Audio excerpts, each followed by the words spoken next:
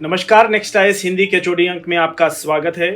आज की पहली न्यूज के ऊपर बात करेंगे। इस न्यूज को द हिंदू ने अपने पेज नंबर 1 पर कवर किया था। गवर्नेंस सेक्शन से जुड़ी हुई न्यूज है जो जीएस पेपर 2 के अंतर्गत शामिल होगी। सुप्रीम कोर्ट का बहुत बड़ा डिसीजन है ये, इसके ऊपर बात करते हैं। सुप्रीम कोर्ट ने पुष्टि की कि चाइल्ड पोर्नोग्राफी देखना, डाउनलोड करना, संग्रहित करना यानी कलेक्ट करना, उसको रखना या डिस्ट्रीब्यूट यानी वितरित करना और उसको प्रदर्शित करना POCSO act, protection of children from sexual offence act और आईटी एक्ट यानी सूचना प्रौद्योगिकी अधिनियम के अंतर्गत अपराध है। चाइल्ड पोर्नोग्राफी शब्द को एक मिथ्या नाम माना गया है और इसमें शामिल दुर्व्यवहार की वास्तविकता को व्यक्त करने में विफल रहता है, क्योंकि यह उत्पीड़न के बजाय सहमति से किए गए कार्यों को दर्शाता है। और सुप्रीम कोर्ट की बहुत सख्त टिप्पणी थी पॉक्सो एक्ट की धारा 15 की अनदेखी करने के लिए। मद्रास हाई कोर्ट की आलोचना भी की। देश भर की अदालतों को निर्देश भी दिया गया है कि वे अपने डिसीजन और ऑर्डर में चाइल्ड पोर्नोग्राफी के बजाय बाल यौन उत्पीड़न और शोषणकारी सामग्री यानी child sexual exploitative and abuse material उस शब्द का प्रयोग करें।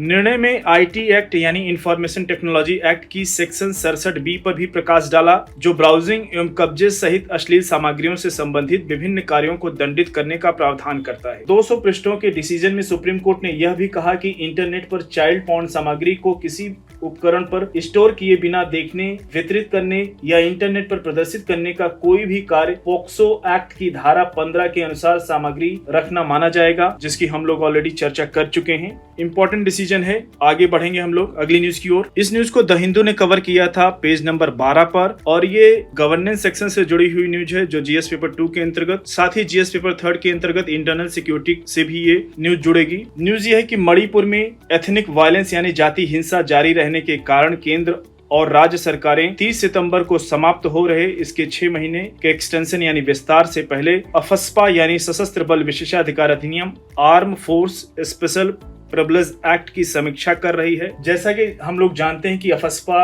के आलोचना के कई कारण भी बनते हैं, क्योंकि ये मणिपुर में वर्ष 1959 से लागू है, वहीं कश्मीर में ये 1989 से। ये कानून दशकों तक बना रहता है, जहां केंद्र सरकार सशस्त्र समूहों में वृद्धि एवं जबरन वसूली और अपहरण के बढ़ते मामलों को लेकर चिंतित है। वहीं मणिपुर सरकार का मानना है कि वर्ष 1990 के दशक में स्थिति में सुधार हुआ है, जिसमें हाल की पुलिस कार्रवाई पर प्रकाश डाला गया, जिसके कारण पिछले 16 महीनों में 533 गिरफ्तारियां भी हुई।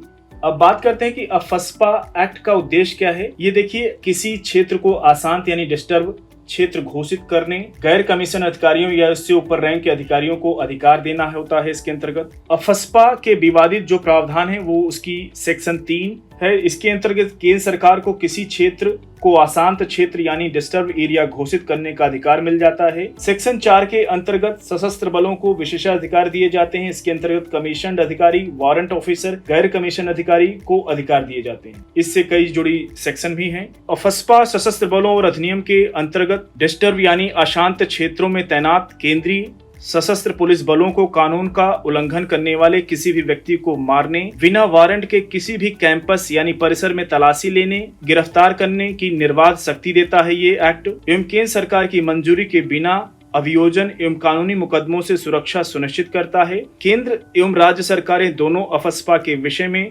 नोटिफिकेशन यानी अधिसूचना जारी कर सकती हैं। अगली न्यूज की ओर बढ़ेंगे। इस न्यूज को द हिंदू ने कवर किया था अपने पेज नंबर 4 पर। गवर्नेंस सेक्शन से जुड़ी हुई न्यूज है जो जीएस पेपर 2 के अंतर्गत शामिल होगी। न्यूज ये है कि ओडिशा आयुष्मान भारत प्रधानमंत्री जन आरोग्य योजना में शामिल होने के लिए पूरी तरह तैयार है, जिसका उद्देश्य माध्यमिक एवं तृतीयक देखभाल वाले हॉस्पिटल में एडमिट होने के लिए प्रतिवर्ष प्रति परिवार 5 लाख रुपए का स्वास्थ्य कवर प्रदान करना है। सोमवार को स्वास्थ्य मंत्रालय के एक वरिष्ठ अधिकारी ने इसकी पुष्टि करते हुए कहा कि इसके क्रियान्वयन से पहले राज्य के साथ कुछ टेक्निकल इश्यूज हैं, यानी तकनीकी मुद्दों को सुलझाया जा रहा है। ओडिशा अपनी स्वयं की स्वास्थ्य योजना चला रहा है, जो अब इसे केंद्रीय योजना के साथ साथ चलेगी। 1 सितंबर तक इस योजना के अंतर्गत 12,696 प्राइवेट हॉस्पिटल सहित कुल 29,648 हॉस्पिटल को लिस्टेड किया गया है, सूचीबद्ध किया गया है इस योजना के अंतर्गत। इसे वर्तमान में दिल्ली, ओडिशा और पश्चिम बंगाल को छोड़कर 33 राज्यों, जिसमें राज्य और केंद्र शासित दोनों के अंतर्गत ये लागू किया जा चुका है या लागू किया जा रहा है। अगली न्यूज की ओर बढ़ेंगे। इस न्यूज को द हिंदू ने कवर किया था अपने पेज नंबर 6 पर। हेल्थ सेक्शन से जुड़ी हुई न्यूज है जो जीएस पेपर 2 के अंतर्गत शामिल होगी। न्यूज ये है कि Kerala reports case of clade 1B mpox strain. Bharat में एमपॉक्स के क्लेड 1B स्ट्रेन का पहला मामला सामने आया है जो केरल में WHO ने इस वर्ष अगस्त में फिर से एमपॉक्स मतलब मंकी पॉक्स, इसकी चर्चा हम लोग कई बार कर चुके हैं पहले। जिन्होंने नहीं देखा होगा पूर्व के एपिसोड को देख सकते हैं। मंकी पॉक्स को ग्लोबल पब्लिक हेल्थ इमरजेंसी यानी वैश्विक सार्वजनिक स्वास्थ्य आपातकाल घोषित किया गया है, क्योंकि वायरस के एक नए और घातक स्ट्रेन क्लेड 1B का प्रसार हुआ है। ध्यान रखिएगा, इस बार एमपॉक्स की चर्चा बहुत हो रही है। निश्चित रूप से क्वेश्चन बनना चाहिए। आपकी यूपीएससी पीटी 2025 में तो होगा ही होगा। जो हाल फिलहाल जैसे कुछ राज्यों के भी एग्जाम होने हैं, इसमें विशेषकर यूपीपीसीएस की परीक्षा होने वाली है, जो लोग उसकी तैयारी कर रहे हैं उनके लिए हेल्पफुल हो सकता है। दिल्ली में सामने आया एमपॉक्स का पिछला मामला हरियाणा के हिसार जिले के 26 वर्षीय निवासी का था, जो पिछले महीने की शुरुआत में पिछले पश्चिमी अफ्रीकी क्लेड 2 स्ट्रेन के लिए टेस्टेड पॉजिटिव पाया गया था। एमपॉक्स यानी मंकी पॉक्स वायरस की खोज डेनमार्क वर्ष 1958 में रिसर्च के लिए रखे गए बंदरों में हुई थी और एमपॉक्स का पहला मानव मामला रिपोर्ट किया गया डीआरसी यानी democratic Republic of the Congo लोकतांत्रिक गणराज्य वर्ष 1970 में 9 महीने के बच्चे का मामला था। तो इस न्यूज पर नजर बना के रखिएगा, हो सकता है आने वाले टाइम में इससे जुड़ी हुई और अपडेशन देखने को मिले। अगले न्यूज की ओर बढ़ेंगे। इस न्यूज को द हिंदू ने कवर किया था अपने पेज नंबर 14 पर और ये डिफेंस सेक्शन से जुड़ी हुई न्यूज है, जो जीएस पेपर 3 के अंतर्गत शामिल होगी। न्यूज ये है कि सेना ने फॉरवर्ड एरिया यानी अग्रिम क्षेत्रों में 100 रोबोटिक खच्चर खरीदे हैं और उन्हें शामिल किया है, जबकि रसद ड्रोन का परीक्षण चल रहा है। जो फॉरवर्ड एरिया यानी विशेष करके अग्रिम क्षेत्र उनको बोलते हैं, फॉरवर्ड एरिया उनको बोलते हैं जो हाई एल्टीट्यूड वाले क्षेत्र होते हैं, जैसे लद्दाख का लेह एरिया। खासकर हाई एल्टीट्यूड यानी उच्च ऊंचाई वाले क्षेत्रों में सहायता और आवाजाही को काफी हद तक सुव्यवस्थित करेगा ये खच्चर। रोबोटिक खच्चर एक उच्च धैर्य, चुस्त और टिकाऊ ऑल वेदर यानी सभी मौसमों में प्रयोग किया जाने वाला एक ग्राउंड रोबोट है, जिसका प्रयोग डिफेंस एप्लीकेशंस के लिए अनस्ट्रक्चर्ड अर्बन यानी असंरचित शहरी और प्राकृतिक वातावरण की एक विस्तृत श्रृंखला में किया जा सकता है। अगली न्यूज की ओर बढ़ेंगे। इस न्यूज को इंडियन एक्सप्रेस ने कवर किया था अपने पेज नंबर 12 पर। इन्वायरमेंट सेक्शन से जुड़ी हुई न्यूज है, जो जीएस पेपर 3 के अंतर्गत शामिल होगी। न्यूज ये है कि दक्षिण अमेरिका पिछले 2 दशकों में सबसे बुरे जंगलों की आग यानी वर्स्ट फॉरेस्ट फायर के दौर से गुजर रहा है, जिसने एक वर्ष में देखी गई आग की घटनाओं की संख्या का पिछला रिकॉर्ड तोड़ दिया है। ब्राजील की स्पेस रिसर्च एजेंसी INPE द्वारा विश्लेषण किए गए सैटेलाइट डेटा ने इस वर्ष अब तक दक्षिण अमेरिका के सभी 13 देशों में 3,46,112 आग के हॉटस्पॉट देखे हैं, जो वर्ष 2007 में 3,45,322 हॉटस्पॉट के पिछले रिकॉर्ड को पार कर गया है। प्रत्येक वर्ष दक्षिण अमेरिका अगस्त से लेकर अक्टूबर के बीच बड़ी संख्या में आग का गवाह बनता है, जो इस पूरे कॉन्टिनेंट यानी महाद्वीप का जंगल की आग का मौसम होता है। जैसे अक्टूबर नवंबर के महीने में आप देखते हैं भारत में पंजाब और हरियाणा या वेस्टर्न यूपी के किसान अपने खेतों में पराली जलाते हैं, वैसी ही घटनाएं वहां घटती हैं। उसी से ये जंगलों में आग फैल रही है। अब न्यूज के ऊपर बात करते हैं। इस दौरान किसान जानबूझकर अपनी जमीन को खेती के लिए जला देते हैं। अक्सर आग जंगलों में फैल जाती है। ये पूरा कॉन्टिनेंट वर्तमान में अपने सबसे खराब सूखे का सामना भी कर रहा है, जिसमें ब्राजील, पेरू, बोलिविया सबसे अधिक प्रभावित है। ब्राजील में देश का लगभग 59% हिस्सा सूखे की स्थिति का सामना कर रहा है और अमेजन बेसिन की